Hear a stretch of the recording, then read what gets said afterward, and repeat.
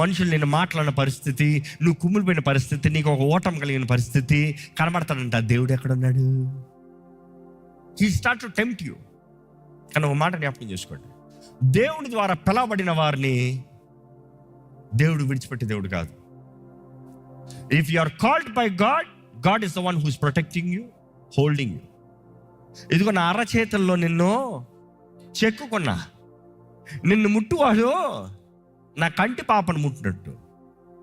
అసలు దేవుడు మామూలు చెప్పాడంటారు ఆ స్టేట్మెంట్స్లో? ఒరే, నువ్వు నా అరచేతిలో చెక్కబడ్డావు, ఎవడాడు నిన్ను ముట్టేది? అదే టైంలో చెప్తున్నాను, నిన్ను ముట్టేవాడు నా కంటి పాపని. సాతాను ఎప్పుడన్నా దేవుని ముట్టి నిన్ను ముట్టగలుగుతాడు?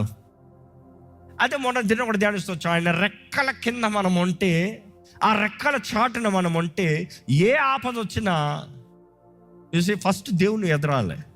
దేవుని ఏ తెగులు దాటొస్తుంది.